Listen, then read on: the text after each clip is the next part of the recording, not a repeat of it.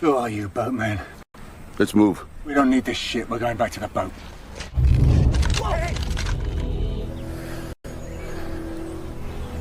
You're not going anywhere. Let's move.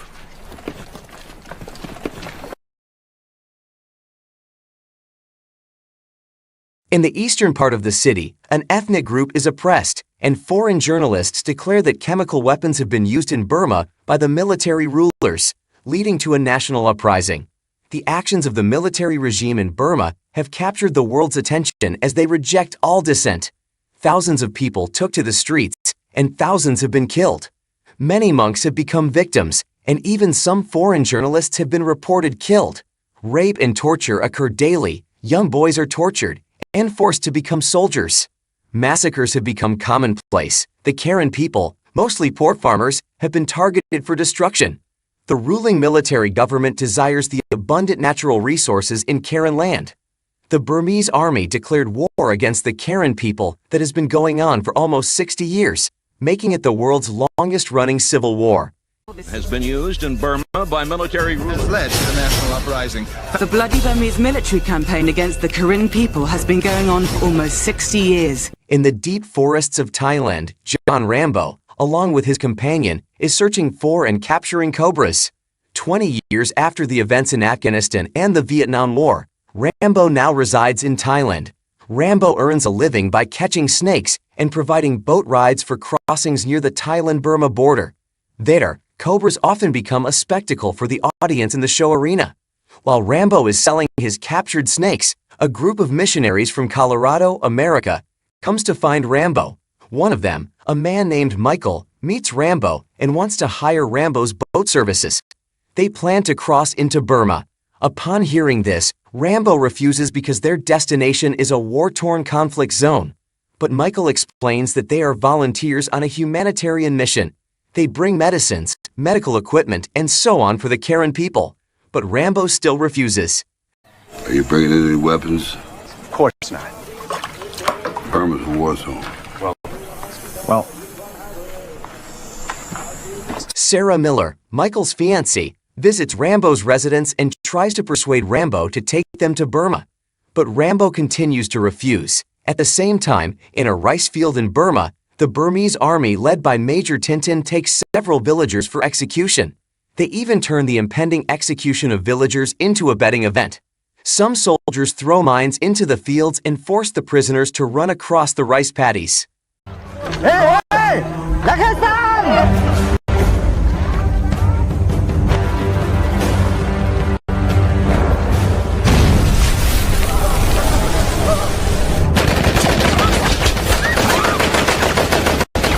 Sarah, accompanied by Michael, again visits Rambo at his home and insists on asking for Rambo's help to transport them. They must go to Burma because there many innocent villagers are killed without reason. But Rambo still refuses. That night, in Burma, Major Tintin leads his troops to plunder a village. His soldiers cruelly forcibly recruit young boys into the army.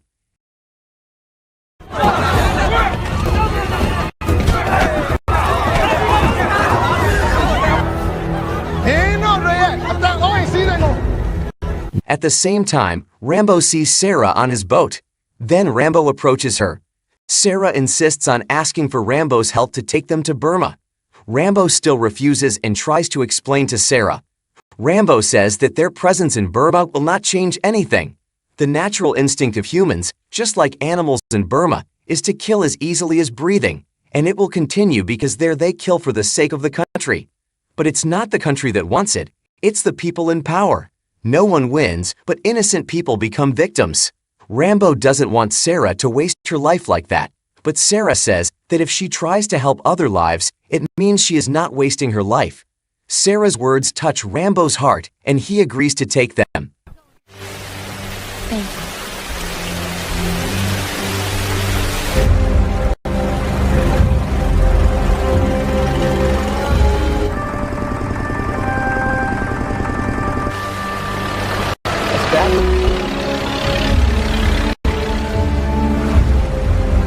In the evening, they crossed the river, the territory of the Burmese pirates. Rambo then asked everyone on the boat to bow down and remain silent as their boat passed in front of the pirates' headquarters. But suddenly, the pirates approached Rambo's boat. Rambo then asked everyone on the boat to stay quiet and bow down. The pirates inspected Rambo's boat and saw a woman on Rambo's boat. They demanded Rambo to hand over Sarah to them. If not, everyone on Rambo's boat would be killed. Rambo didn't stay silent.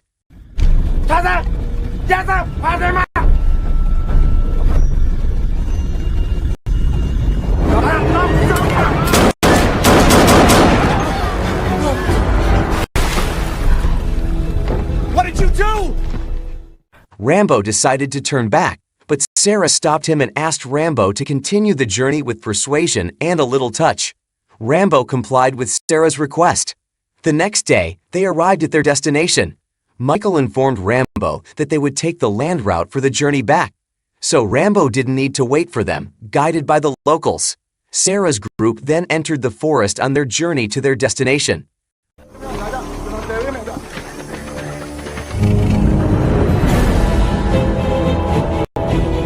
On the way back home, Rambo approached the pirate ship that had hijacked them earlier.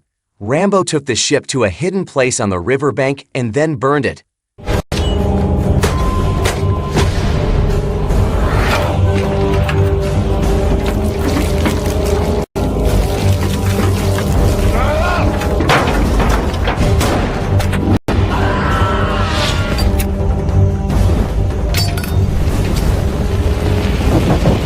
Michael was already in their destination village.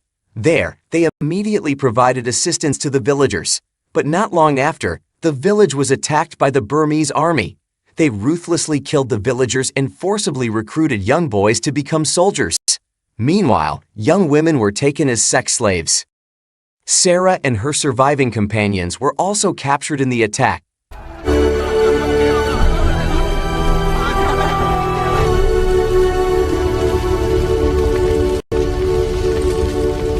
At the Burmese army headquarters, Sarah and her companions were held captive separately.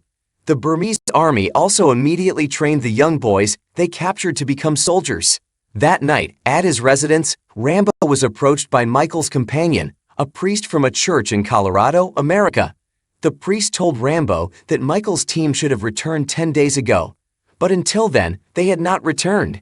They also received information from the Karen rebel army that Michael's team was captured by the Burmese army. They had tried to seek help from the American embassy, but at that time, the embassy could not help. But they had hired experienced mercenaries to carry out the rescue mission because they had no other choice. For that reason, Rambo was asked to take the mercenaries to the place where Michael's team was captured. Previously, Rambo had already taken them there. Then Rambo asked the priest to pray for Michael's team and himself. Lord, grant that I may not seek to be consoled as to console. Where there is doubt, faith, that we awake to eternal life. The next day, Rambo brought the mercenaries to the place where Michael's team was captured. Along the way, the mercenary commander named Diaz kept talking arrogantly and inappropriately about the lives of people in the village. But Rambo ignored him. After traveling quite a distance, they finally reached the place where Michael's team was dropped off. Two local guides named Min Dan Ta, who were members of the Karen rebel group, were waiting for their arrival. Rambo brought his equipment, planning to join, but he was prohibited. He asked Rambo to just guard the boat. One mercenary named Joe didn't mind if Rambo joined, but the commander still forbade it. Come on, move, move.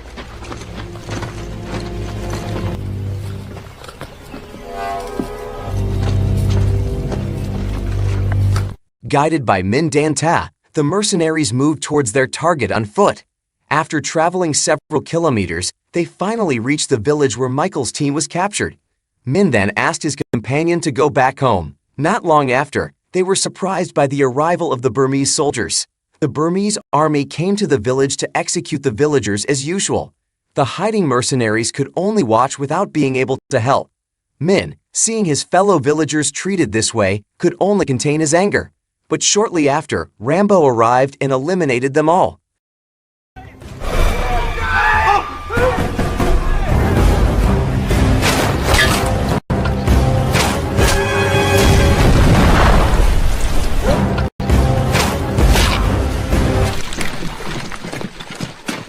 Some villagers were saved by Rambo. Diaz immediately asked Rambo who he really was. Rambo ignored him and asked them to move quickly, but the frightened Diaz ordered his team to return to the boat immediately. Rambo threatened Diaz and asked the mercenaries to continue their mission and he would help.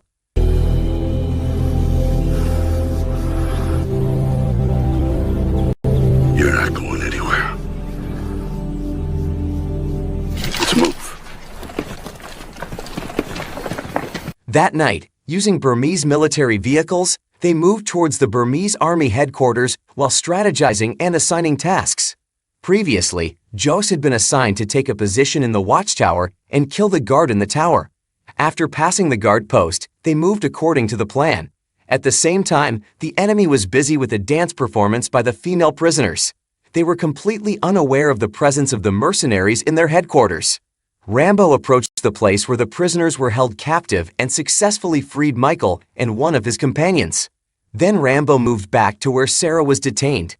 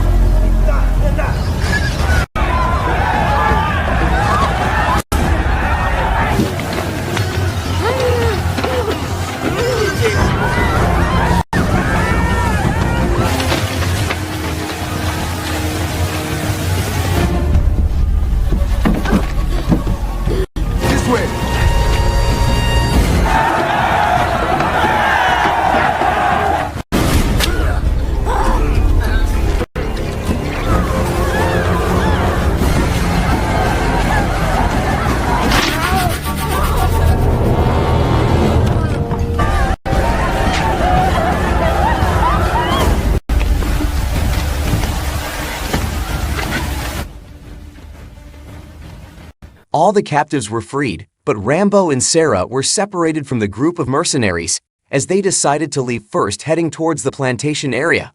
Only Joe was willing to wait for Rambo. The three of them then moved in different directions to escape. The next day, their actions were discovered by the Burmese army. Major Teton directed all his forces, including the tracking dog team and river patrol troops, to pursue them. Major Teton divided his forces to chase from various directions. In their escape, Diaz stepped on a landmine, severely injuring his leg due to the explosion. The Burmese soldiers knew their location in this dire situation. Min, their guide, disappeared. Where's the guide? Son of a bitch is gone! Fuck it, I know the coordinates.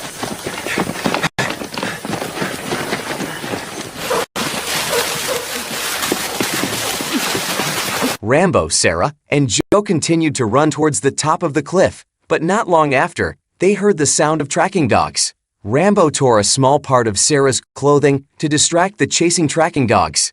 Then Rambo asked Sarah and Joe to continue fleeing towards the southeast, heading to the river where his boat was, and they would meet there later.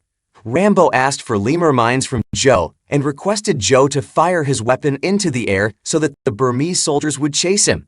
Hearing the gunshot, Major Teton then mobilized part of his troops to enter the forest for the pursuit. Rambo successfully drew the attention of the Burmese soldiers to chase him into the forest. Rambo set up a mine and tied it with a torn piece of Sarah's clothing, covering it with dry leaves. After that, Rambo went as far as possible, leaving that place.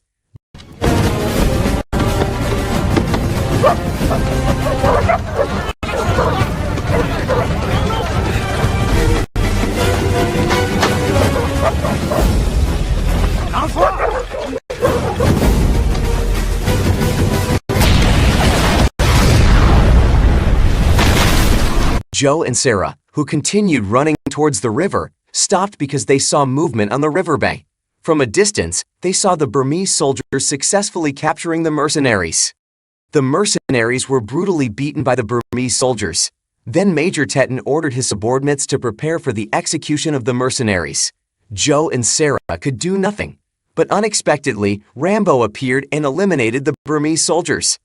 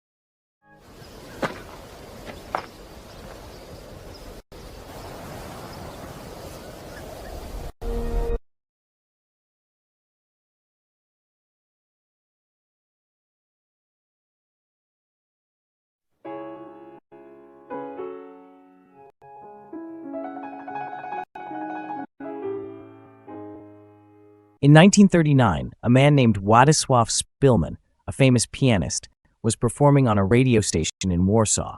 However, in the middle of his performance, the radio station was hit by an explosion from a German air raid. The broadcast was cut off, and everyone panicked, running out of the building.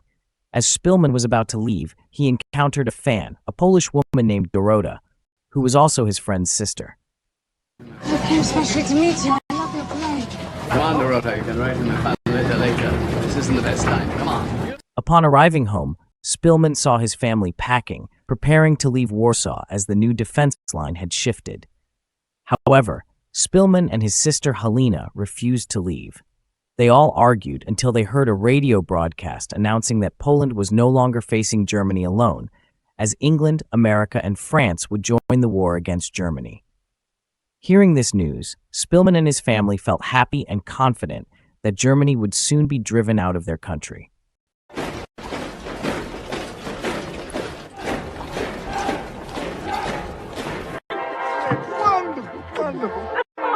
Day by day, the war situation worsened the country's economy. Spillman and his family were Jewish. The Germans, having successfully invaded Poland, imposed special regulations for Jews, starting with a limit on the amount of money allowed to be kept at home, which left Spillman's family confused about where to hide their excess money. A few days later, Spillman took Dorota on a date. When they were about to enter a cafe, they saw a warning sign that Jews were prohibited from entering the cafe. Dorota then suggested going to the city park, but Spillman told her that Jews were also banned from the park. Dorota felt that the special regulations for Jews were increasingly discriminatory. A few days later, a new regulation for Jews was announced in the newspapers. They were required to wear identification markers to distinguish between Jews and Poles. Jews who did not comply with this regulation would be severely punished. One day, when Spillman's father was on his way home after shopping, he encountered German soldiers. Just because he did not greet them, the German soldiers beat Spillman's father.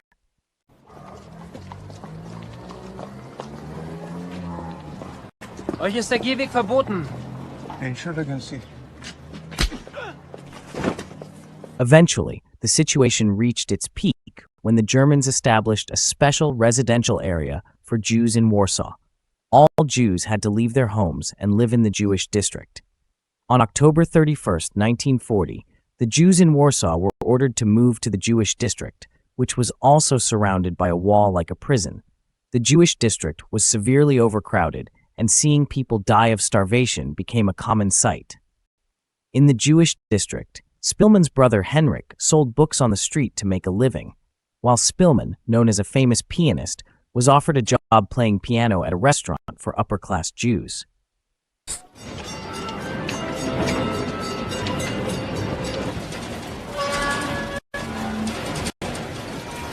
When Spillman and Henrik returned to their residence in the Jewish district, they were visited by a man named Isaac Heller.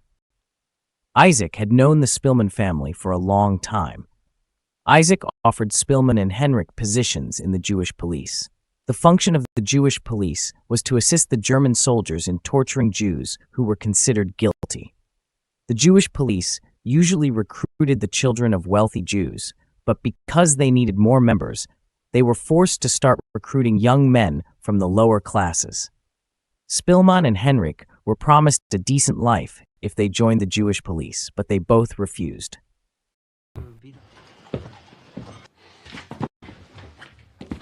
Spillman began working as a pianist in a restaurant for upper-class Jews. After work, Spillman visited his acquaintance named Direct, who owned a printing business. There, Spillman also met Direct's friend, Majorek. Through his printing business, Direct planned to stir the rebellious spirit among his readers. Spillman wanted to help with this plan, but Direct refused, believing that Spillman, as an artist, was not suited for conspiratorial activities. On his way back from Direct's place, Spillman saw several people trying to find food outside the wall. Even small children were sent through tiny holes in the wall to fetch food. Spillman also witnessed a child being caught while trying to return and being beaten to death.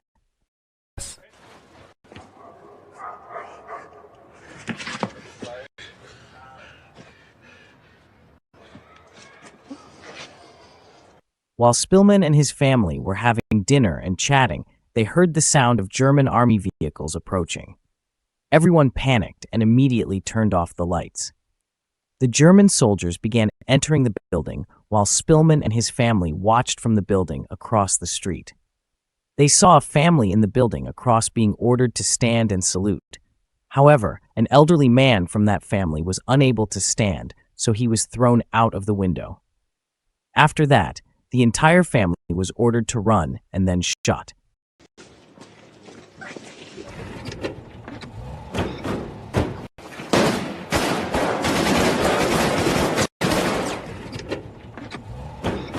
The next day, while Spillman was working at the restaurant, Helena came to see him. Helena informed him that Henrik had been detained by the Jewish police while selling books. After work, Spillman went to the place where Henrik was being held. There, Spillman met Isaac. Spillman pleaded with Isaac to release Henrik. Reluctantly, Isaac agreed and released Henrik. On the way home, Henrik collapsed from hunger. Spillman then took Henrik to the restaurant where he worked. The restaurant owner kindly offered free food for Henrik. While eating, Henrik shared information that they would soon be moved to a larger camp called the ghetto. In the ghetto, they would also work for the Germans and needed to have worker certificates. Without a worker certificate, they would be deported. So the rumors were true. I'm going to reset class. The next day, Spillman accidentally met Direct and Majorek. Spillman was looking for worker certificates. He had managed to get worker certificates for himself and other family members, except for his father. Direct agreed to help Spillman obtain a worker certificate for his father. Eventually, Spillman succeeded in getting a worker certificate for his father.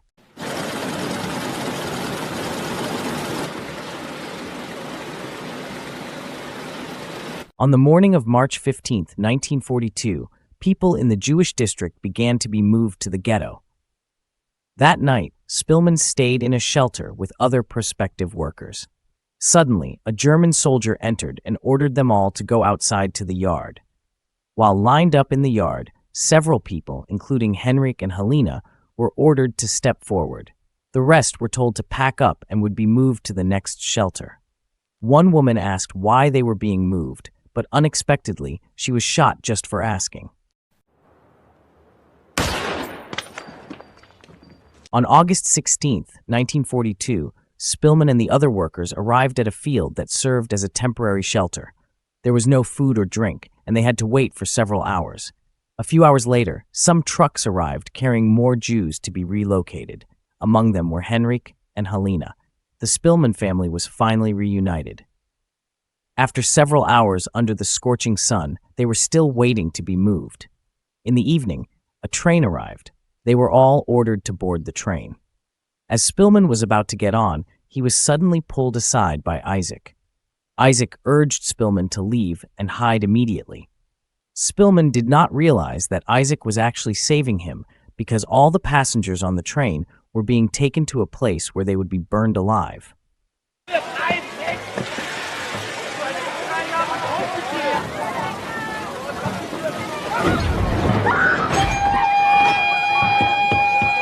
Spillman walked away, crying, as he had been separated from his family. Spillman then went to the restaurant where he had previously worked. There, he met his boss, who was hiding in a closet.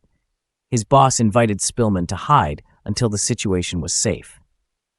A few days later, the remaining Jews, including Spillman and his boss, were made forced laborers under German soldiers' supervision. They were ordered to dismantle the walls in the Jewish district. After working and before returning to the dormitory, they were all lined up. Some, including Spillman's boss, were asked to step forward and were then all shot dead.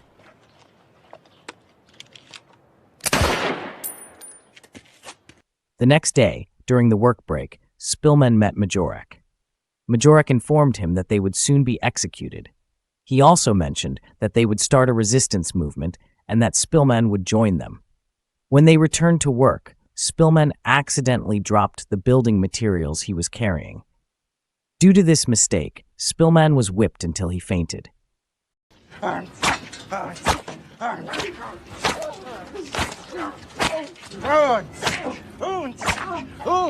For Spillman's safety, his foreman moved him to the warehouse to manage the stock of goods and food. Days passed, and Spillman was now assigned to buy potatoes for the workers. Spillman and Majorek used this opportunity to smuggle weapons among the sacks of food. They then threw these weapons over the walls. Upon returning to the dormitory, Spillman gave Majorek a piece of paper with the names and addresses of his Polish acquaintances who were musicians. Spillman asked Majorek to contact them and see if they would help him escape. Majorek agreed to help Spillman.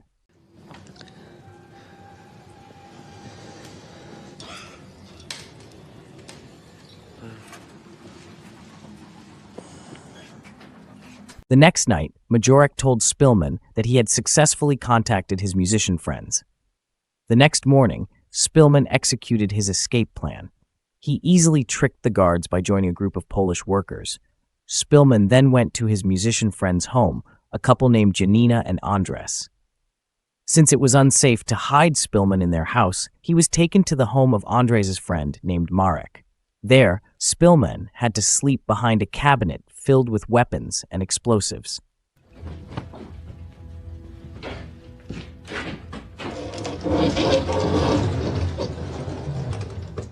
The next day, Spillman was taken to a safe hiding place. He was brought to an apartment from where he could see the Jewish district he once lived in. Every 2 weeks, Janina would visit the apartment to bring him food supplies.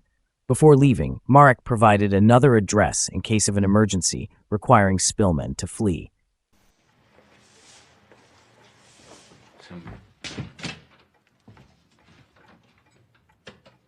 On April 19, 1943, from his apartment, Spillman witnessed the beginning of the Jewish uprising.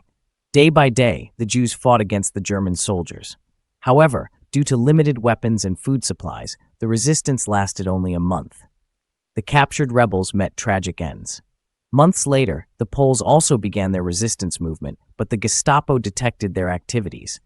Janina and Andres were imprisoned, while Marek managed to escape. Marek urged Spillman to leave the apartment because it would soon be searched by German soldiers. However, Spillman refused, having no other place to hide. Marek could only hope for Spillman's safety.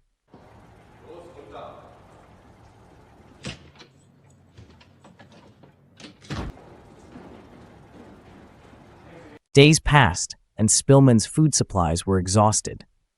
Spillman was forced to leave the apartment as there was no food left. During his journey, Spillman remembered the emergency address given by Marek. He then went to that address, which turned out to be Dorota's husband's home. Dorota's husband kindly provided a place for Spillman to hide and food supplies for several weeks. No one knows you're here, so keep as quiet as possible.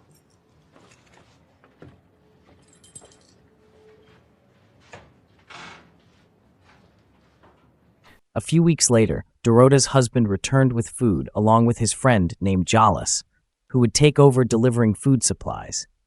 Dorota's husband also informed that the German army was in trouble as the Russian army had reached the border. Days passed, and Jalis rarely came to bring Spillman food supplies. Spillman became extremely hungry. Eventually, Jalis came with a small amount of food, explaining that he lacked money to buy Spillman food. Spillman then gave Jalis his watch to sell and buy food supplies. But after that, Jalis never returned.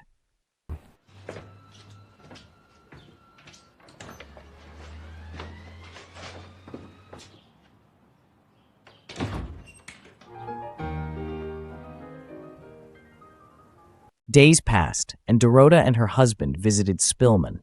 They found him lying weak from hunger. Dorota's husband quickly went to find a doctor for Spillman, while Dorota cared for him as best as she could. When Spillman regained consciousness, Dorota said they would move to a safer city. Dorota also revealed that Jalis was a fraud.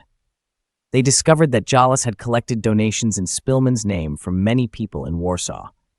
Since Spillman was known as a famous pianist, many Poles were touched and gave their money, but Jalis ran off with it. Apparently people gave generously.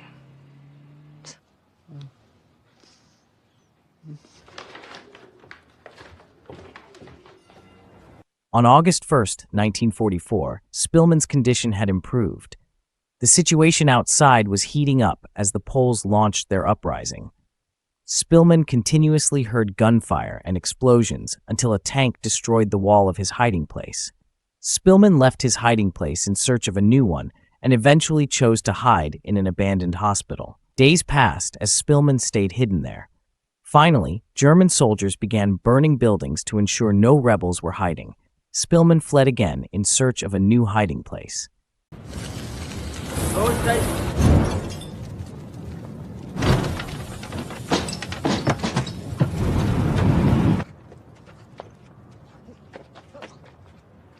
Spillman hid in a ruined house where he found intact canned food. He spent the night trying to find a tool to open the cans.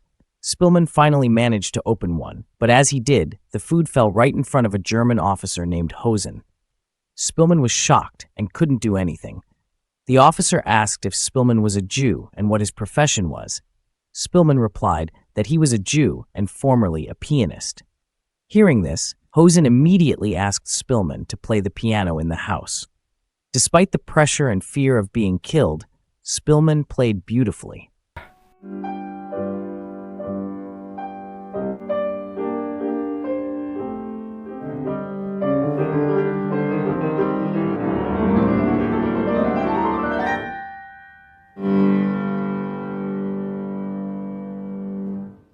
After hearing Spillman play, Hosen allowed him to stay hidden in the house. In his free time, Hosen continued to visit Spillman and brought him food. Hosen also mentioned that Spillman only needed to hold on for a few more weeks, as the German army would be withdrawn because the Russian army had entered the city. Weeks passed, and the German soldiers were finally withdrawn. Before leaving, Hosen visited Spillman once more. He gave Spillman food supplies and his coat to keep him warm. Hosen also asked what Spillman planned to do once everything was over. Spillman said he would play the piano again at the Polish radio station.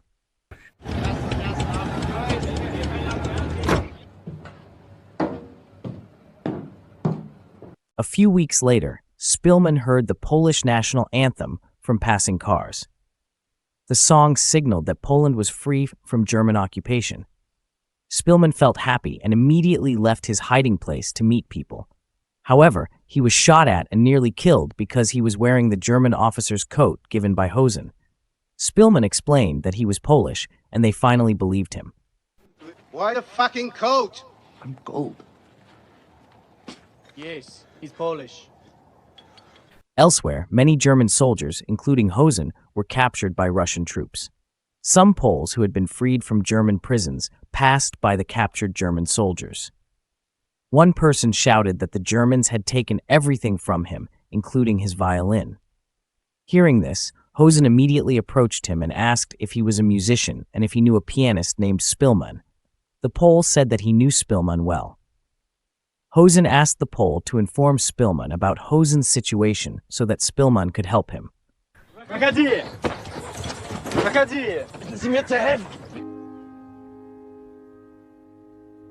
A few months later, Spillman was already working as a pianist at the radio station in Poland.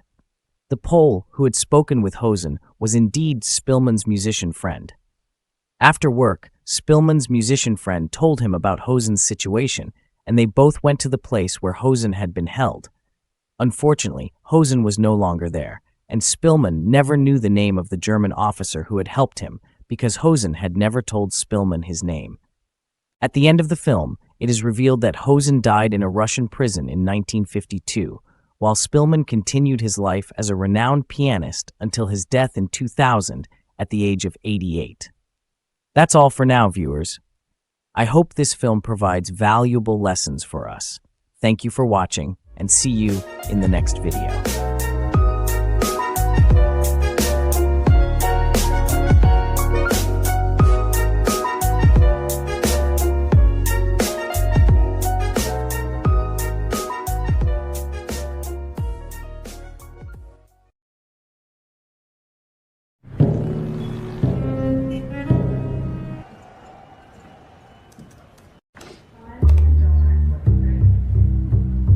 An American man named Lucas had a video call with his friend Pyotr that day. Pyotr asked Lucas to come to St. Petersburg, Russia, to engage in a business deal involving the sale of rare blue diamonds. Enticed by the potential profits, Lucas decided to travel to Russia to meet Pyotr.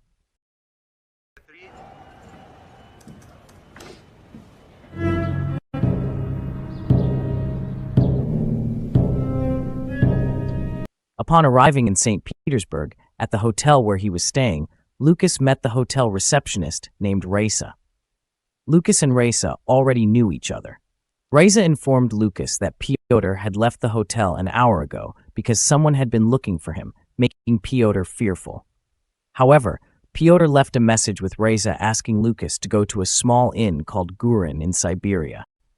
After that, Lucas asked Raisa for permission to check Pyotr's room. Can you get me into his room?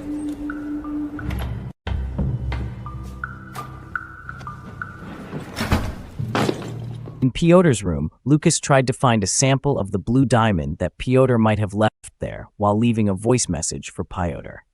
He had only 30 minutes before he was supposed to meet a man named Boris, a potential buyer for the blue diamond. However, Lucas was unable to find the sample diamond. So call me back, please. Fucking Piotr.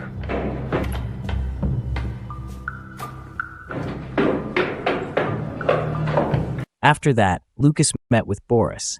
Boris was a feared Russian mafia boss known for his ruthlessness.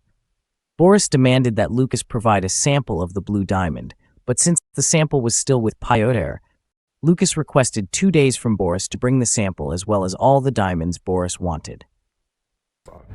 I'll see you in 2 days, Mr. Hill. 2 days. After the meeting with Boris, Lucas traveled to Siberia to meet Piotr. Upon arriving in Siberia, Lucas went to the Gurin Inn, but the innkeeper informed him that Piotr had already left and had booked a room for Lucas to stay. Shortly afterward, someone called Lucas at the inn. A man named Vincent, a business associate and old friend of Lucas, asked Lucas to sell the blue diamond to him, but Lucas refused without giving any reason. Lucas, anywhere still open for a drink? Up the street, there is a cafe. Blexum. After that, Lucas went to a small cafe near the Gurin Inn. At the cafe, Lucas continued trying to contact Piotr, but to no avail. Not long after, Lucas got into a minor altercation with a customer in the cafe. Lucas reprimanded one of the customers for being rude to the cafe owner named Katya.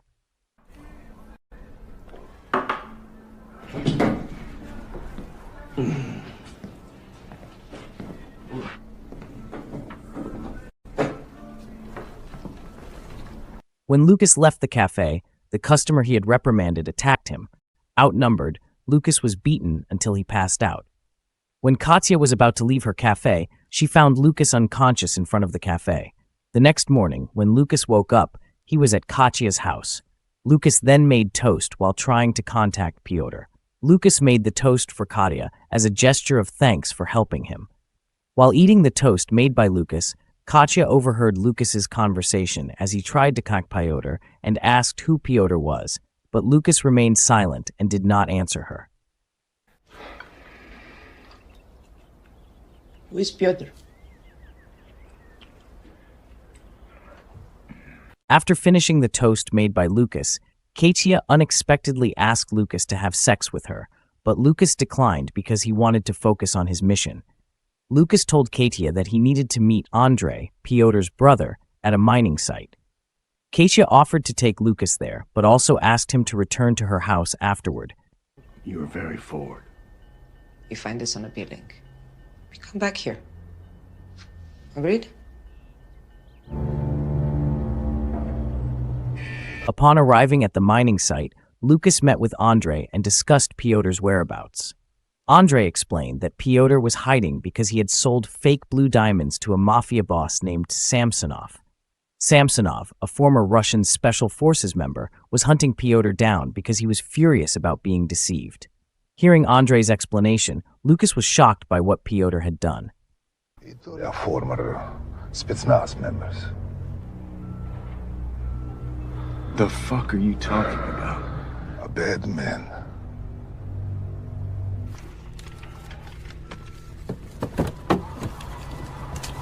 That evening, Lucas relaxed at Katya's cafe. There, Lucas was confronted by Katya's brothers. They warned Lucas not to stay at Katya's house anymore. Then they escorted Lucas back to the Gurin Inn. At the inn, Lucas had a video call with his wife. They shared stories about their day. After ending the call, Lucas, feeling lonely, played with a large candle in the room. He eventually decided to return to Katya. You're not a good man.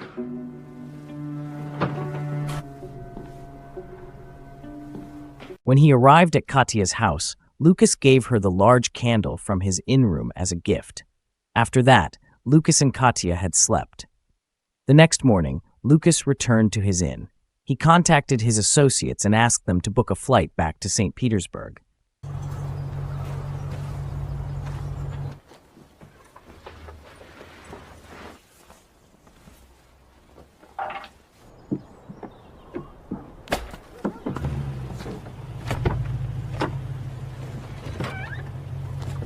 Upon arriving in St. Petersburg, Lucas searched Pyotr's former hotel room and found a blue diamond hidden inside a large candle.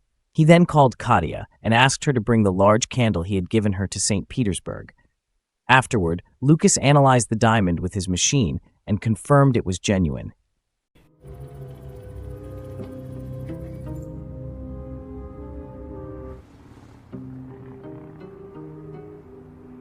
Shortly after, Boris called Lucas on Pyotr's hotel room phone. Boris demanded that Lucas bring the blue diamond sample to a specified location. After ending the call with Boris, Vincent also contacted Lucas, asking to meet him somewhere. Lucas then met with Vincent, who informed him that the Russian Federal Security Service was after him. They wanted the blue diamond. Vincent urged Lucas to quit the blue diamond business to save his life. Go home. Now. Before it's too late.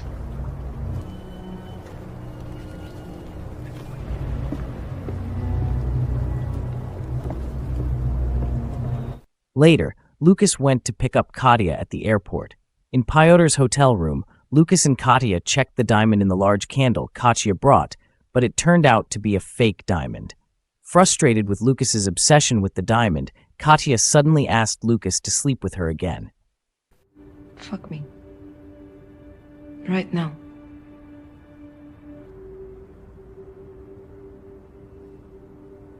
That evening, Lucas and Katya met with Boris and handed over the diamond sample. After confirming its authenticity, Boris accepted the sample and awaited the rest. Lucas and Katya then returned to the hotel, only to find the Russian Federal Security Service, FSB, already there. In the hotel room, the FSB explained their presence to Lucas. They had been paid by Samsonov to obtain the genuine blue diamond. They demanded that Lucas sell the fake diamonds Pyotr had sold to Samsonov to Boris. If Lucas agreed, they would ensure his safe return to America, protecting him from Boris's wrath. However, if Lucas refused, they would kill Katya, whom they had already taken hostage. Not wanting Katya to be harmed, Lucas reluctantly complied with their demand.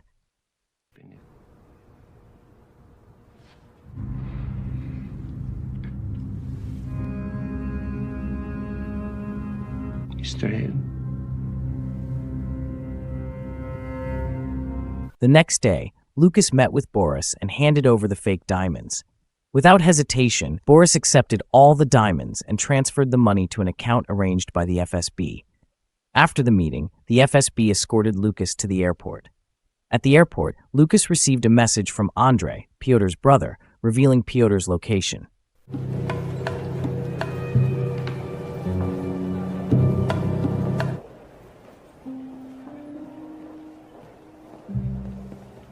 Lucas postponed his return to America and went to Katya's house. He asked Katya's brothers to accompany him to see Pyotr. Upon arriving at Pyotr's location, Lucas found him dead. Lucas realized he had been ensnared in Pyotr's dirty business. He then asked Katya's brothers to leave him alone, knowing that Boris and his men would soon come after him. After hearing Lucas's explanation, Katya's brothers gave Lucas a rifle and left.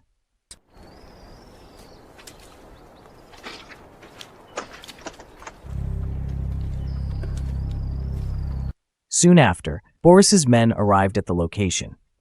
From his hiding place, Lucas tried to fight them off, using the rifle given by Katya's brothers. However, outnumbered, Lucas was eventually shot and killed.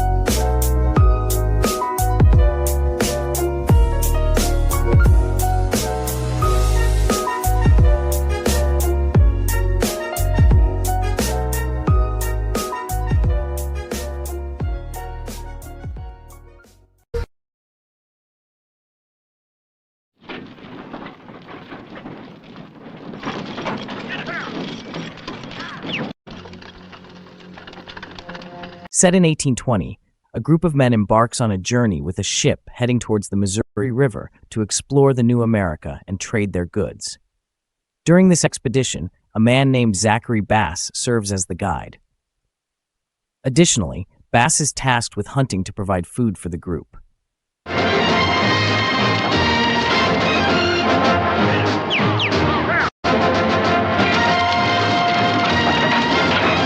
After traveling a considerable distance, they rest at a certain spot. While Bass and his friend Laurie go into the forest to hunt, Bass successfully shoots a deer, while Laurie only wounds his target. Consequently, Bass follows the injured deer's trail. When Bass finds the deer's tracks, suddenly, a large bear attacks him.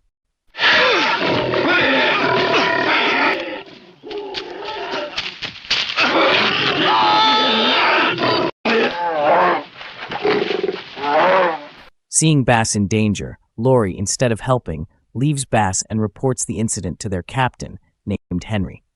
Captain Henry and his men immediately rush to the scene and manage to kill the bear, but they are too late as Bass is already critically injured.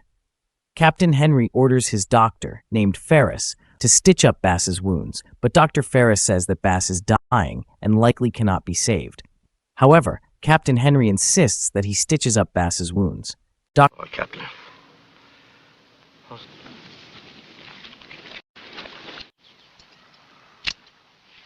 Dr. Ferris reports to Captain Henry that Bass has broken bones and has lost a lot of blood. Bass can still breathe, but he will not last long. Hearing this, Captain Henry asks 2 of his men to stay with Bass until he dies and bury him, while he and the others continue their journey, as it is suspected that the Indians will pass through the area. Henry instructs Laurie to read the Bible to Bass until he dies and bury him. But if by the next day, Bass is still breathing, Henry asks Fogarty to shoot Bass. It turns out that Bass is still slightly conscious and can hear all their conversations. Yes. But what if he ain't dead by morning? Kill him.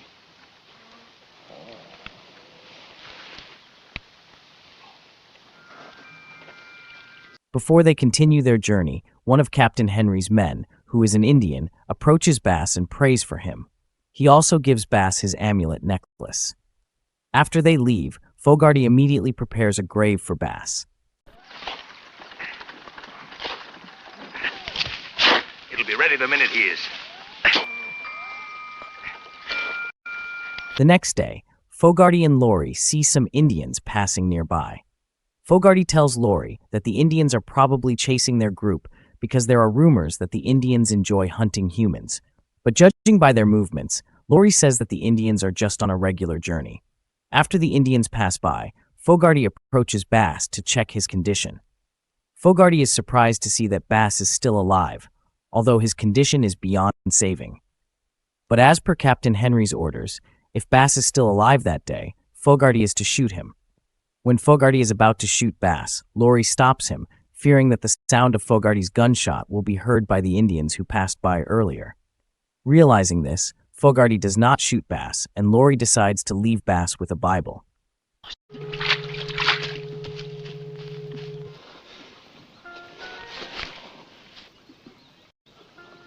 Sorry, Mr. Bass. After Fogarty and Laurie leave, Bass, still lying helplessly, is approached by a hungry wolf. As the wolf is about to attack, Bass rolls his body to the riverbank. Fortunately, the wolf gets scared and runs away, saving Bass from the attack. Thirsty, Bass tries to scoop some river water to drink. Soon after, Bass hears many horse hooves from another direction. The sounds come from a group of Indians. Seeing this, Bass quickly hides, but despite his efforts, the Indians accidentally discover him. Seeing Bass's dire condition, the Indian chief feels pity. After noticing the amulet necklace hanging around Bass's neck, the chief prays for Bass and leaves him lying there.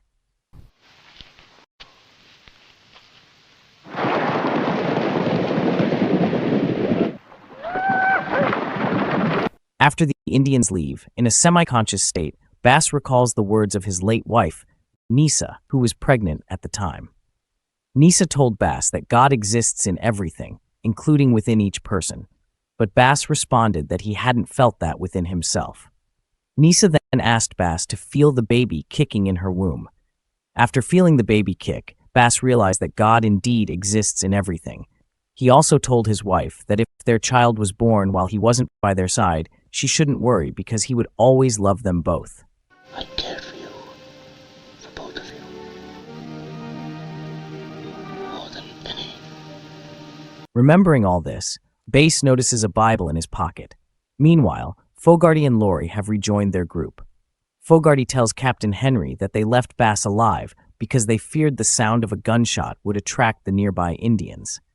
Hearing this, one of them suggests going back to retrieve Bass, but Captain Henry refuses, saying Bass must have already been killed by the Indians. They then continue their journey. Our Father, who art in heaven, over that end. Amen. The next day, Bass, now conscious, sees two wolves devouring a buffalo. Driven by hunger, Bass bravely approaches the wolves with a stick. He manages to scare them away. Bass then takes a small portion of the buffalo meat, brings it to a safe place, and eats it.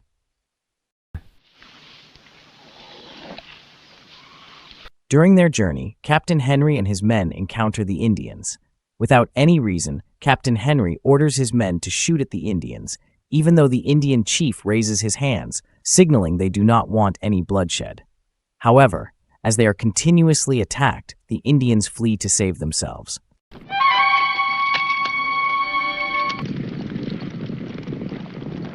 Elsewhere, while Bass is gnawing on buffalo bones, he sees a group of hunters passing by with an Indian girl they have captured.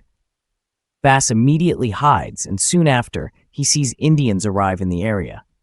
These Indians are searching for the hunters who dared to kidnap a girl from their tribe.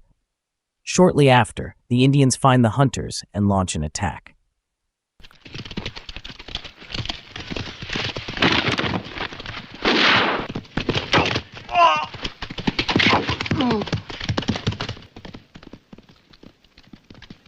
After the battle ends, Bass approaches the scene and finds a knife, a partially burned warm coat, a razor, and a piece of wire. He then sets off to find a place to shelter. Once he secures a spot, Bass tries to light a fire using the Bible and the knife he found.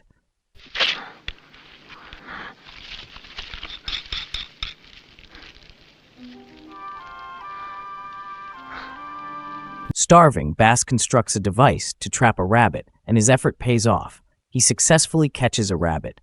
He uses its skin to wrap around his walking stick to prevent his hands from hurting as he uses it for support. In his shelter, Bass cooks the rabbit meat and treats his wounds with leaves he finds in the forest. He then falls asleep.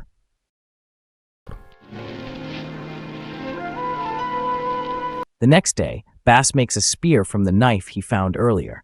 He heads to the riverbank to spear fish. In the following days, Bass manages to kill a puma that gets caught in his trap. He uses the puma's skin to make a bag. Feeling stronger, Bass decides to track down Captain Henry to seek revenge.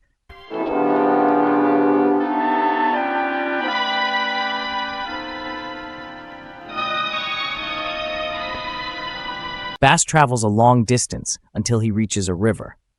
Hungry, he catches some fish and cooks them. While Bass is cooking, he sees a group of Indians approaching. He quickly extinguishes his fire and hides. An Indian woman, who is pregnant, sits near a tree branch and goes into labor. Watching from a distance, Bass is reminded of his late wife, who died after giving birth to their child. Unable to accept God's will, Bass had left their child with Nisa's parents. After a while, the Indian woman safely gives birth. Seeing this, Bass is deeply moved and begins to believe that God's plans are never wrong. After the Indians leave, Bass resumes his journey.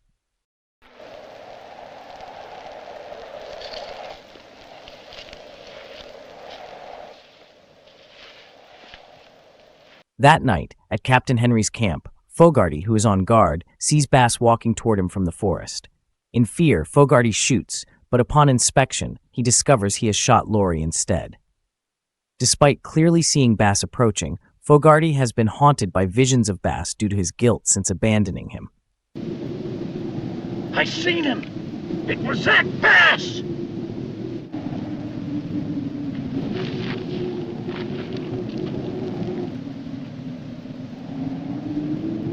Captain Henry's group continues their journey until they finally reach the Missouri River. Unfortunately, they are too late, as the river is already frozen due to winter. They are forced to continue their journey overland. Elsewhere, during his travels, Bass finds an injured rabbit. He takes the rabbit and brings it to his shelter. After treating the rabbit's wounds, Bass reads portions of the Bible he carries with him. He now deeply appreciates the value of life. Bass has learned many spiritual lessons since being abandoned by his group and struggling to survive. There is hope for a tree if it be cut down. The next day, Bass resumes his journey to catch up with Captain Henry. Eventually, he succeeds in finding Captain Henry and his group. At the same time, Captain Henry's group is attacked by Indians.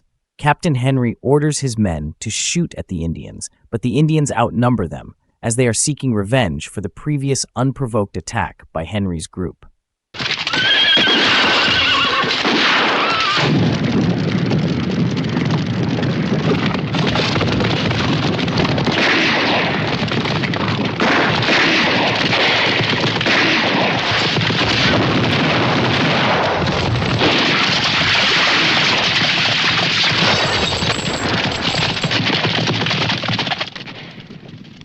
Bass arrives and helps his group fight off the Indians, but gets captured. Suddenly, the Indian chief orders his men to release Bass. The chief approaches Bass and sees the amulet necklace around his neck. He is astonished to see that Bass has recovered, despite previously appearing near death. The chief says that Bass's recovery is a miracle from God. He then gives Bass a spear and instructs him to kill Captain Henry, knowing that Henry is the leader who left Bass to die. Bass approaches Captain Henry, but when face-to-face with him, decides against taking revenge. Bass tells Captain Henry that all he wants is to go home and see his child. Captain Henry and his group then follow Bass, realizing they cannot continue their journey without him.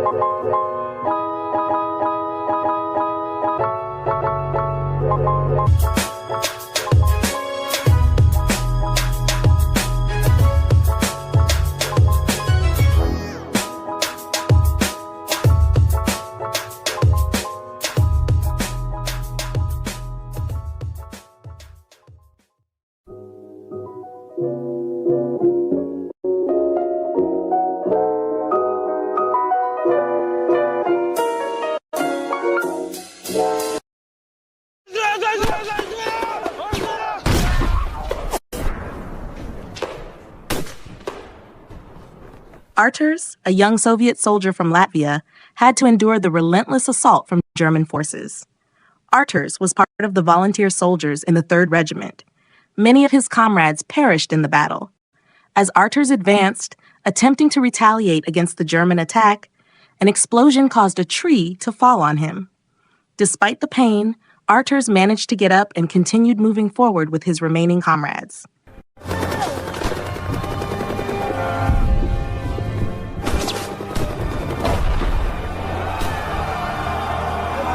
The story flashes back to 2 years before the war. Arturs and his brother Edgar were on their way home, living a peaceful and calm life, until one day, German soldiers invaded their village. Panicked, Arturs' mother ordered him to hide under the bed. A German soldier entered their house as part of a routine check of all the village homes, searching for suspected Soviet spies. The soldier soon left upon hearing a commotion outside, as his comrades had apprehended a civilian suspected of being a Soviet spy. Curious, Arturs peeked outside to see what was happening. During the commotion, Arturs' dog broke free and ran towards the German soldiers. The Germans shot the dog, and tragically, Arturs' mother was also hit. Seeing his mother shot, Arturs quickly grabbed a rifle and ran outside, but it was too late. The soldiers had already left. Arturs could only weep as he saw his mother and dog lying dead in front of him.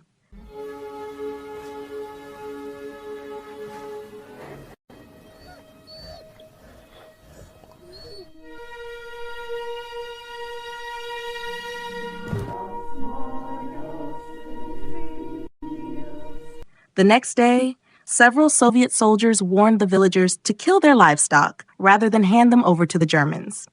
Following this, Arturs and his father, Vanax, buried their valuables and killed all their livestock.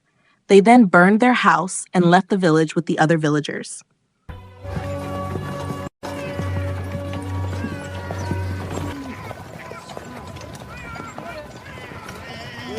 Arturs and his father decided to enlist as volunteer soldiers. Initially, they were rejected because Arturs was too young and Vanax was too old.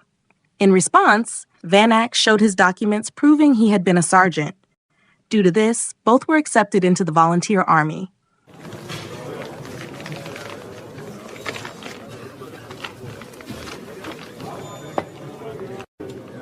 Before being sent to the battlefield, Arturs and the other volunteers underwent rigorous training to become tough soldiers. During training, Arturs joked around with a comrade. As punishment, they had to stand on one leg for an hour, administered by Arturs' father, who was authorized to lead the volunteers. While resting after training, a German fighter plane suddenly approached. All the soldiers quickly took cover before the plane attacked. Senior soldiers attempted to shoot down the German plane. Although they failed to bring it down, they managed to drive it away.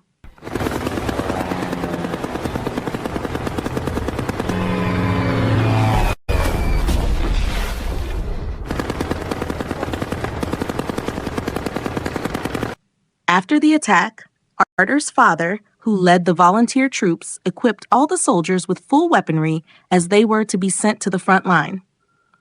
Once armed, they were lined up and given instructions. They were to march 40 kilometers and reach the front line in about 7 hours.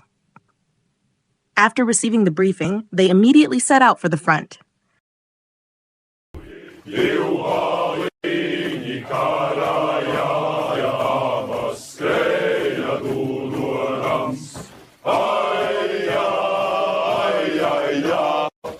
Upon arriving at the defensive trench, they were immediately hit by artillery fire from the German forces.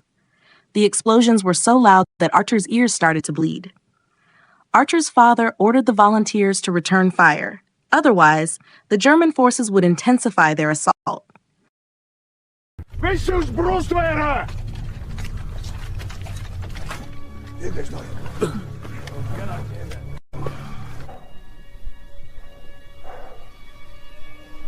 The volunteers moved slowly through the fog, which limited their visibility. Unknowingly, Arturs wandered away from his unit. Realizing he was separated, he panicked and fired his weapon at a tree. Shortly after, he rejoined his unit. They continued to advance slowly until one by one, Arturs' comrades were shot dead by German snipers. Realizing they were near the enemy's defensive trench, they rushed forward, entering the German trench. Inside, Arturs encountered a young German soldier around his age. He hesitated, and the German soldier was pushed and impaled on Arturs' bayonet. Shortly after, Arturs was also pushed and lost consciousness.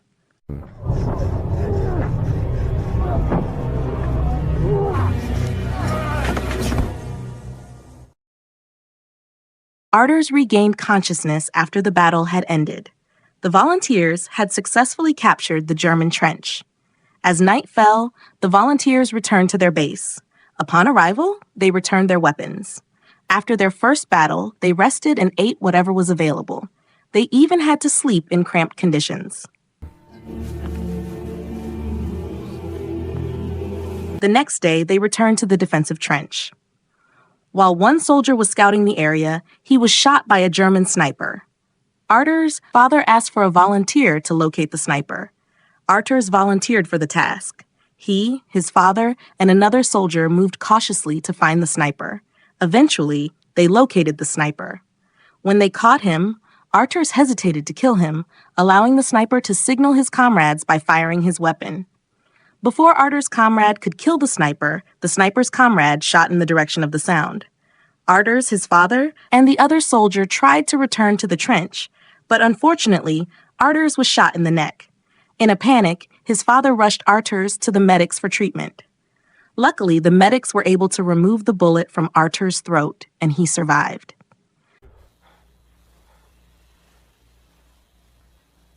After receiving medical treatment in the hospital, Arter's condition improved significantly. A girl named Martha, a volunteer in the medical team, took great care of Arters during his stay. Once he fully recovered, Arters mustered the courage to introduce himself to Martha. This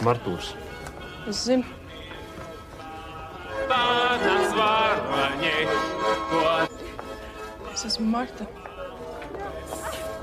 In 1916, Arters and all the volunteer soldiers were sent to a place known as the Island of Death, where they had to face German forces. During the battle, the Germans used poisonous gas to attack the volunteers. The soldiers who didn't have gas masks had to use wet cloths to breathe. At that time, Arters and his brother Edgar were worried about their father's safety on the battlefield. Soon after, they were relieved to see that their father was safe.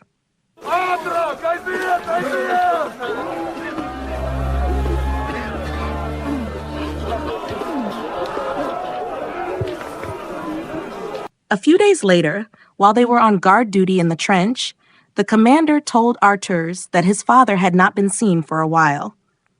Hearing this, Arters immediately ran to find his father. He left the trench and crawled through the battlefield until he found his father's lifeless body.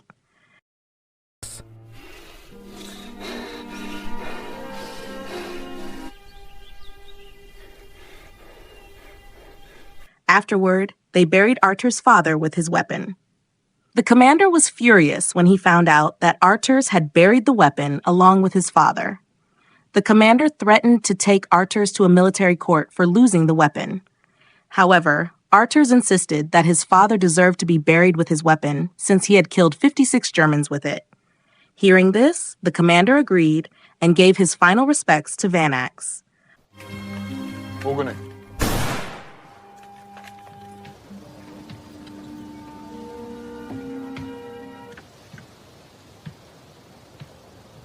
During the winter, the volunteer soldiers were invited to join the Siberian unit of the 12th Regiment. They were assigned to liberate Jelgava from the German forces. Still harboring a grudge against the Germans, Arters volunteered to join the Siberian unit.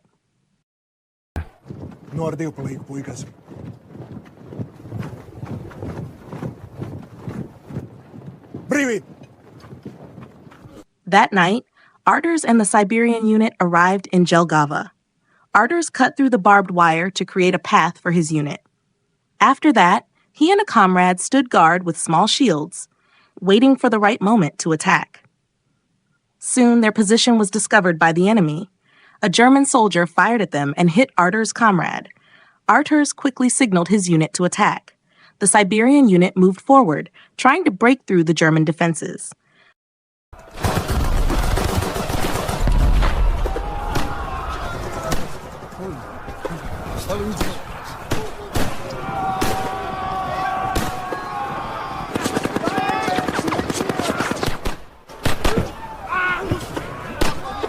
By the next day, they had successfully captured Jelgava and detained the surviving German soldiers.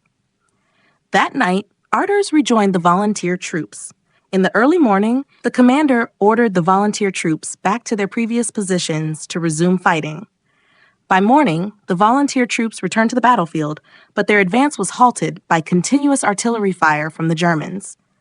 Unexpectedly, Edgar was hit by an artillery explosion. Arters immediately rushed to his brother, but unfortunately, Edgar had died from the explosion. At the same time, the commander ordered all troops to retreat. With a heavy heart, Arters had to leave his brother's body buried on the battlefield.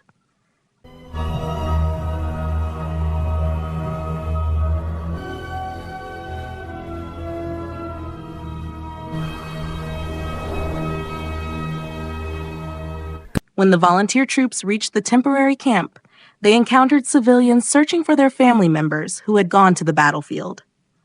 There, Arters also met Martha, who was looking for her father. Arters promised Martha he would send a letter if he found her father.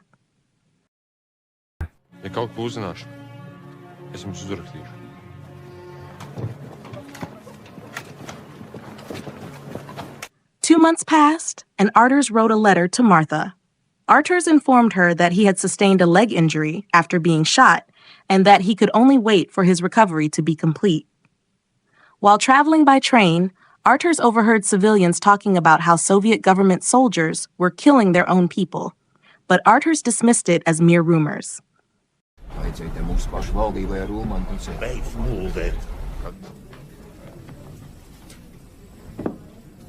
Upon reaching his destination, Arturs saw several volunteer soldiers about to be executed. Among them was his friend Michelson. The soldiers were accused of being traitors. Unexpectedly, Arturs and his comrades were ordered to execute them all. Arturs' comrades were forced to shoot the soldiers, but Arturs refused on humanitarian grounds. As a result, the commander also accused Arturs of being a traitor. For this reason, Arturs was arrested and was to be imprisoned.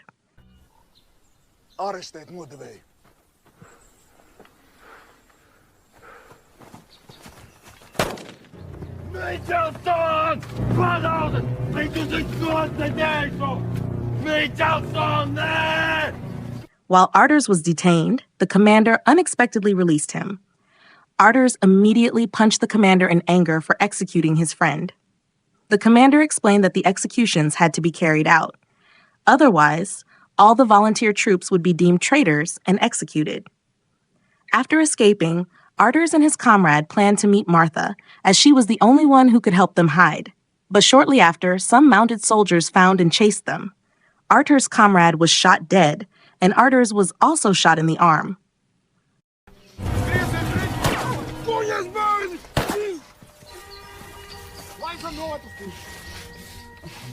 Arturs managed to escape and meet Martha.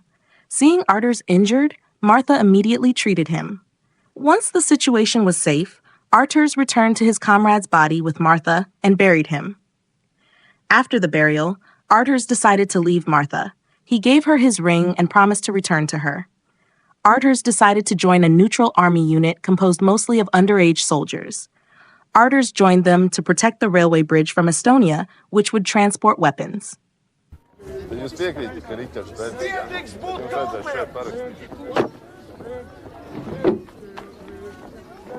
On the battlefield, they were terrified of the German forces, as they had no combat experience. But with great bravery, Arturs led his troops to face the enemy without fear. Arturs emulated his father's leadership on the battlefield. The soldiers rallied and bravely fought the enemy, ultimately driving the Germans back on the railway line. In the next battle, in a snowy desert, many of Arturs' comrades died. Arturs prayed for his family members who had perished in battle defending their homeland. While praying, Arturs heard whispers from Edgar and his father, who were also praying for him. Arturs rose again to continue fighting with his remaining comrades.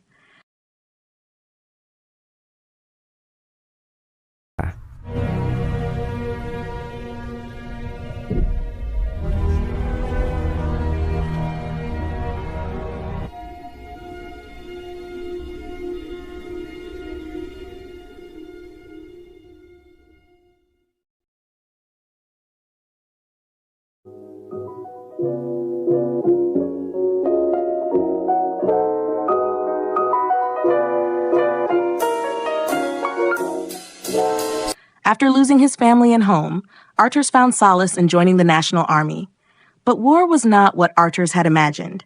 There was no glory, no justice. It was all brutal and painful. Hopefully, this film can teach us a valuable lesson. Thank you for watching. See you in the next video.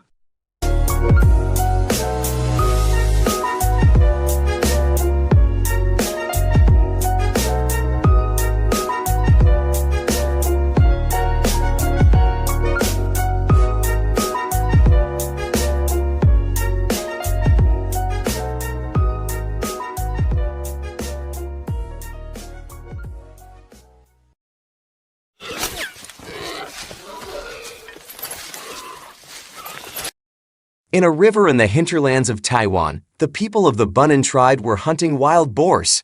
When the cornered wild boars were being pursued, they were attacked by people from the Mahabu tribe. After some members of the Bunun tribe were killed, Mona Rudao, the son of the chief of the Mahabu tribe, swam across the Mona River. He took the heads of the Bunun tribe members and also seized their hunted wild boars. However, shortly afterward, the people of the Bunun tribe returned to retaliate against the Mahebu tribe. Mona tried to escape from the pursuit of the Bunun tribe members until he finally managed to elude them.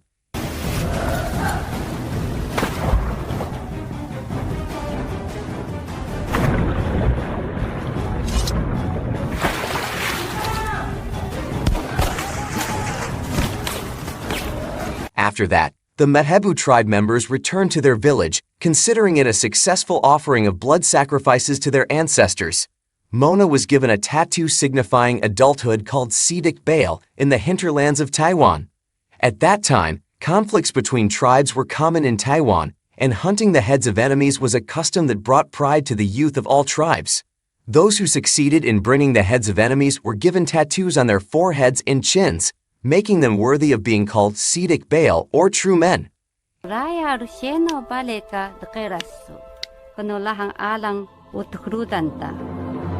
In 1895, China ceded the island of Taiwan to Japan through the Treaty of Shimonoseki. The leaders of the Japanese Empire viewed the indigenous people on the island of Taiwan as obstacles to exploiting its resources. Japan planned to occupy the entire territory of Taiwan with its military might.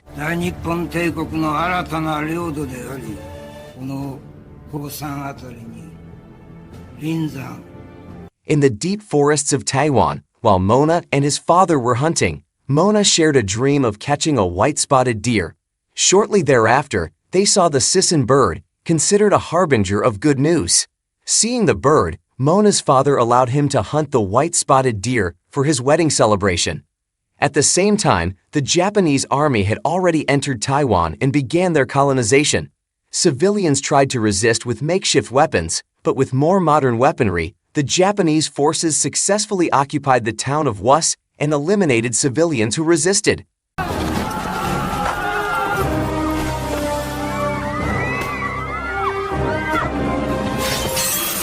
In the forested hinterlands, Mona successfully hunted the white-spotted deer. That night, the Mahebu tribe held Mona's wedding celebration. They danced together to the rhythm of their tribal songs. The next morning, Japan began capturing the remaining residents of Was who were still resisting. Meanwhile, Mona visited a small trader outside the mountainous region, exchanging deer hides for salt. Shortly thereafter, a group from the Tenbera tribe also arrived at the location. The Tenbera tribe was also in conflict with the Mahebu tribe. The trader warned Mona not to cause trouble, but as Mona was about to leave, he started provoking by insulting the belongings of Tenbera, a young man from the Tenbera tribe named Temu Wallace, threatening to cut off Mona's head when he grew up. Unwilling to be threatened, Mona retaliated by threatening to kill Temu Wallace first.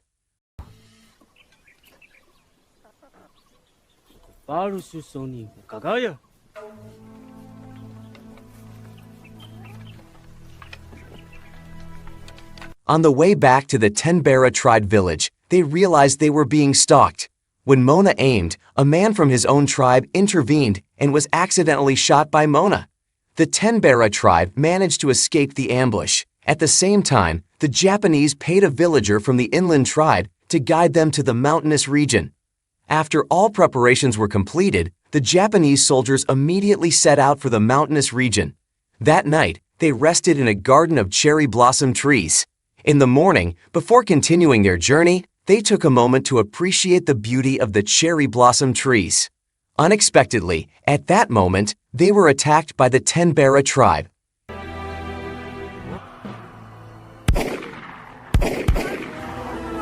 As a result of the incident, the Japanese began to blockade the entire Wus region.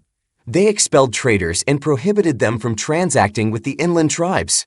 After that, Japan sent a large force to the inland region, but on their way, they were attacked by the Mahebu tribe. The Mahebu tribe also pelted the Japanese forces with large stones. In that battle, Mona collected many Japanese soldiers' heads.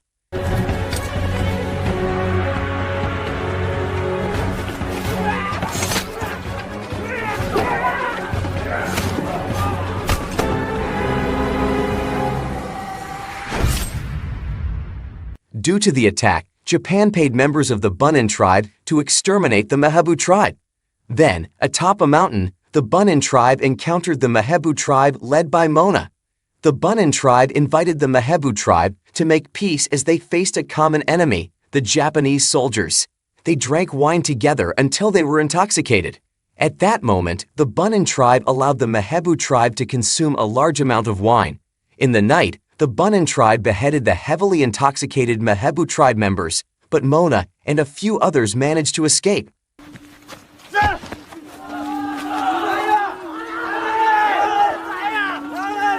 After slaughtering the Mahebu tribe, the Bunun tribe celebrated with the Japanese soldiers in the following days.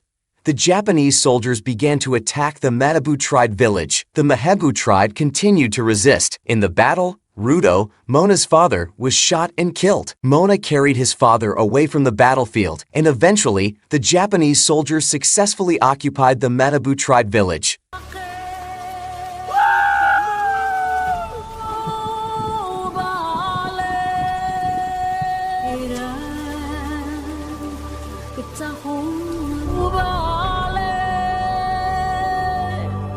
Mona and the remaining youth of the Mahebu tribe were eventually captured by the Japanese soldiers. When the Japanese soldiers confiscated the skulls collected by Mona, he became angry and struck one of the Japanese soldiers. As a result of the incident, Mona was arrested and imprisoned for 20 years. Eventually, Japan gained complete control over Wus. The youth from the inland tribes in Wus are now working for Japan. They work to provide wood from their own forests for the Japanese. Japan pays them very little for the wood they obtain. During a break from work, a kind-hearted Chinese trader gives free wine to the inland tribe youths. While chatting, the inland tribe youths express their feelings. They are increasingly disgusted with the treatment by the Japanese. In fact, the Japanese are even cutting down trees considered sacred by the inland tribes. Shortly after, a Japanese police officer approaches them. The officer is named Zero, a youth from the Bunga tribe educated by the Japanese. Zero even lives with Japanese culture in the city of Wus. The Mahebu tribe youths mock Zero because he wears the Japanese police uniform. Oh, yanami atusei te kayami.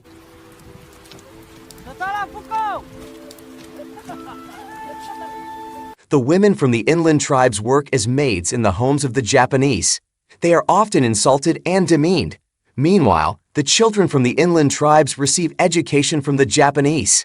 Dakis, a youth from the Mahebu tribe who also became a Japanese police officer, teaches them the Japanese language. After teaching, Dakis hurries home to check on his wife, who is about to give birth in the deep forest. Tada Mona and his younger brother Basso Mona, along with some Mahebu tribe youths, dance upon seeing a rainbow. Tado and Basso are the sons of Mano Rudeo.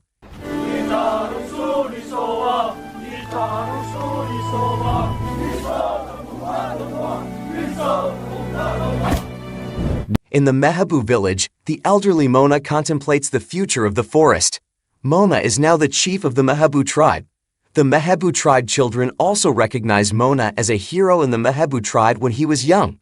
At that time, a Mahebu tribe boy named Pawan complained to Mona about the unfair treatment by Japanese teachers towards the inland tribe children. Seeing the rainbow, Mona decides to go hunting.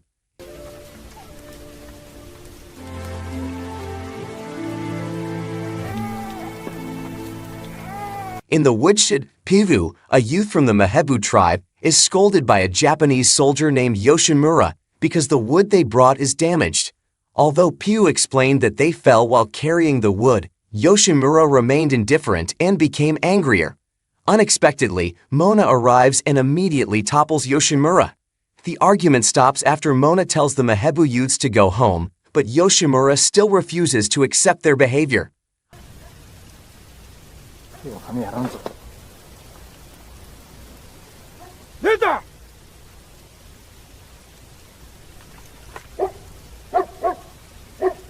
A few days later, Tado and Basso borrow their confiscated weapons from the Japanese. After that, they go hunting deer with their fathers in preparation for the Mahebu tribe wedding celebration. They hunt in the Mahebu tribe hunting grounds. While hunting, Mona hears gunshots and immediately goes to the source of the gunfire. It turns out the shots are from the rifle of Temu Wallace, a youth from the Tenbara tribe who had threatened Mona before. Mona is angry because Temu Wallace dared to enter the Mahebu tribe hunting grounds. But a Japanese police officer named Kojima explains that he asked Temu Wallace to accompany him for hunting in that area.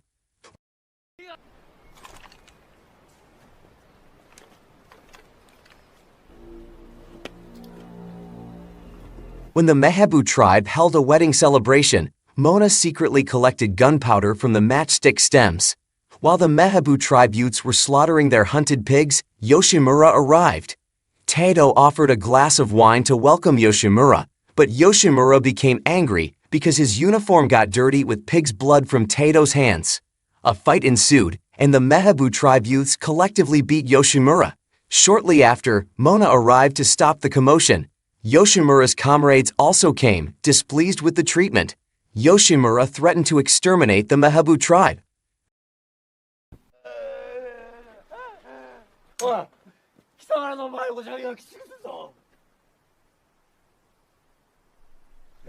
The next day, Mona, Tato, and Basso went to Yoshimura's office carrying a jug of wine as an apology.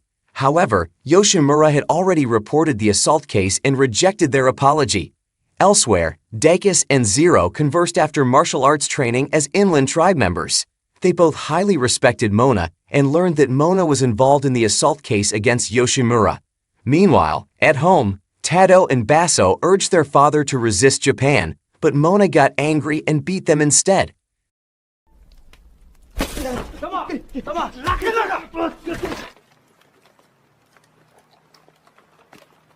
Tato left the house and encountered the Japanese governor.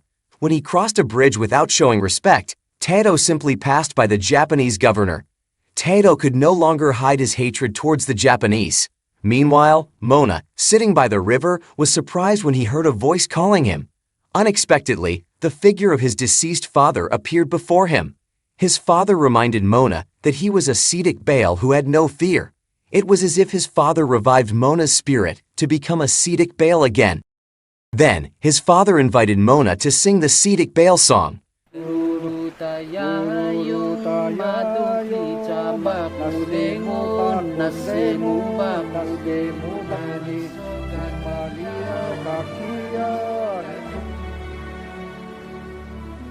That night, the Mehebu tribe youths discussed the Japanese actions that had become intolerable towards their people. The next day, the Mehebu tribe youths persuaded Mona to resist Japan. However, Mona, having witnessed the strength of Japan, reminded the youths that their tribe could be annihilated by Japan.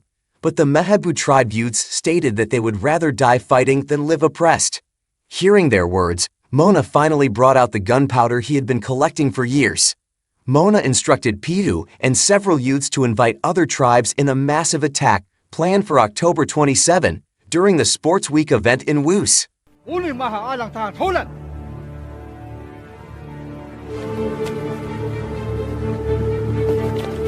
Some tribes refused to join the resistance against Japan because they feared their lineage would be erased by Japan. Before October 27, the Mehebu tribe youths began preparing for their resistance, breaking down the timing and escape routes likely to be used by the Japanese army. Seeing the movements of the Dacus tribe youths, Mona began to grow suspicious and immediately approached Dacus. Dacus reminded them all that Japan is very powerful, and they would die in vain if they fought against Japan. Upon hearing this, Mona became angry and reminded Dacus that it's better to die fighting as Siddiq Bale than to live oppressed. Dacus finally informed them that there were 139 weapons and a lot of ammunition in the arsenal. On October 27, he and Zero would be on duty, and both of them would be on the side of the Mehebu tribe.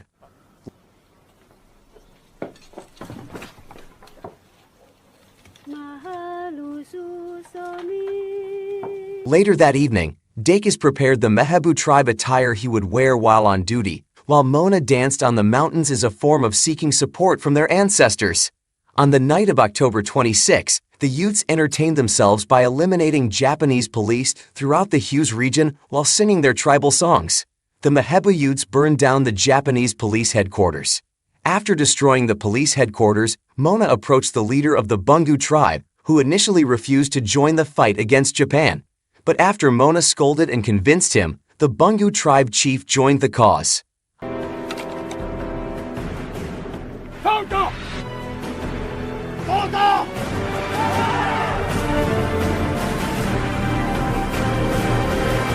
On the morning of October 27, the city of Woos was shrouded in thick fog. This condition indicated that their ancestors were helping in the attack. Before launching the attack, Mona ignited the spirits of the youths from all tribes, while everyone in Woos had gathered in the field to leaven up the Sports Week event. The Japanese started the event by singing their national anthem while raising their flag. Shortly after, a Mahebu tribe youth infiltrated and beheaded one Japanese soldier. He then ran away with the head. The Japanese soldiers immediately chased him, but in the forest, they were swiftly eliminated.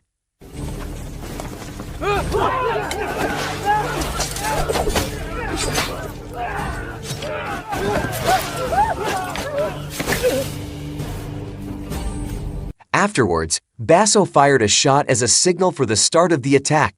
Youths from all tribes slaughtered all Japanese, including women and children, while Tado and some youths waited for the Japanese who escaped through escape routes. Inland tribe children carried sharpened bamboo to kill their Japanese teachers. Meanwhile, Kojima, who was in the Tempura tribe area, had not realized the attack in Woos. After the massive attack succeeded, decapitated Japanese corpses lay everywhere. Mona sat under the flagpole, looking up at the sky, as if expressing gratitude to their ancestors.